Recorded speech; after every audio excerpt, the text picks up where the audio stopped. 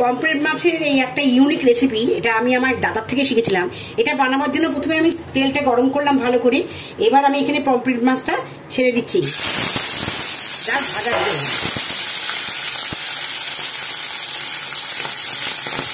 এটা একটু মোটামুটি ভালো করেই ভেজে নিতে হবে। এবার আমি এটাকে উল্টে দিচ্ছি। এবার এই পাশটাও ভেজে নেবো একটু ভালো করে।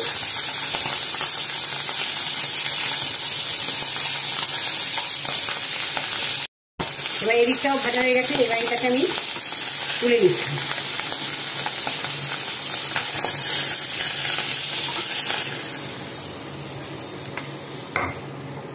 এবার এখানে তেল দেবো আবার।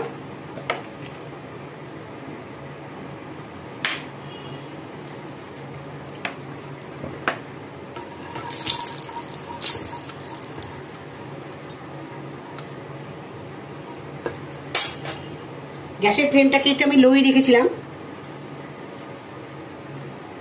এবারে এখানে একটু সামান্য আদা বাটা দিয়ে দিচ্ছি, একটু রসুন কেটে করে দিয়ে দিলাম, দিয়ে একটা কাঁচা লঙ্কা ফেলে দিচ্ছি।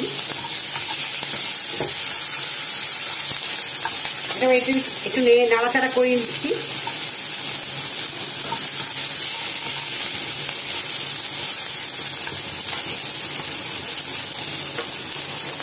এবার আমি কাটা পেঁয়াজগুলো দিয়ে দিচ্ছি।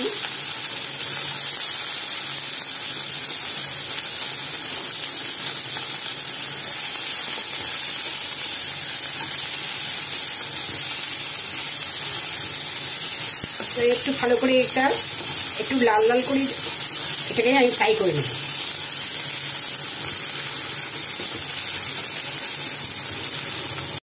এটা মোটামুটি ভাজা হয়ে গেছে। এবার এখানে আমি মশলাগুলো এক এক করে দিয়ে দেবো। প্রথমে একটু নুন দিব,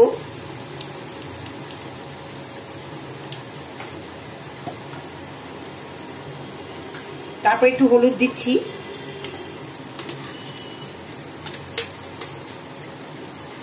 একটু লঙ্কার গুঁড়ো দিচ্ছি,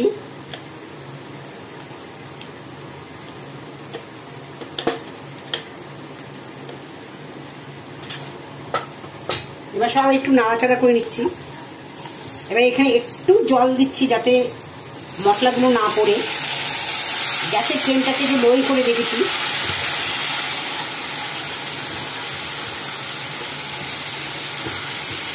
এবার এটাকে আমি ভালো করে একটু কষাবো যাতে সব মশলা ভালো করে কষে যায় আর পেঁয়াজগুলো ভালো করে সিদ্ধ হয়ে যায়।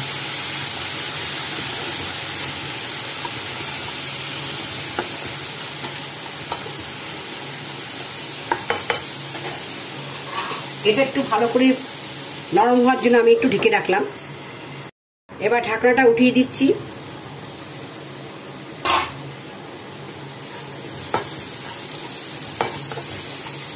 মোটামুটি ভালোই কষে যাচ্ছে।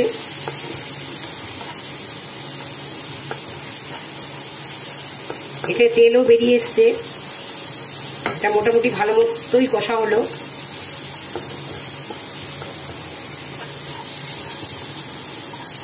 এবার এখানে আমি সামান্য জল দিয়ে দেবো।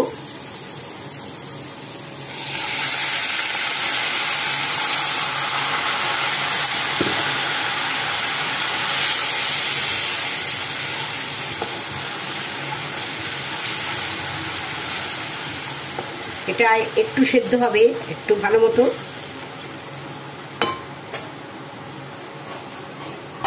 আর একটু ঢেকে রাখছি আমি।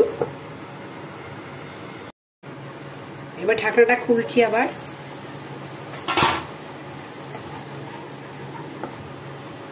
এবার এখানে আমি মাছগুলো ছেড়ে দিচ্ছি, যেই মাছ দুটো ভেজে রেখেছিলাম। এবার এখানে ছেড়ে দিচ্ছি। এবার এটার সাথে পুরো ভালো করে সিদ্ধ হবে, মাছটাও নরম হবে।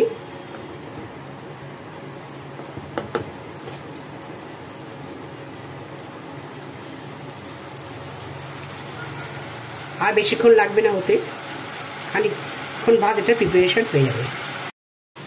দেখুন বন্ধুরা, একদম শুকিয়ে গেছে। ঠিক এরকম হবে, একদম গায়ে লেগে থাকবে, শুকিয়ে যাবে। রেসিপিটা মোটামুটি এটা হয়ে গেছে। এবার একটুখানি ধনে পাতা দিয়ে দিচ্ছি, জাস্ট একটু ধনে পাতা দিলাম।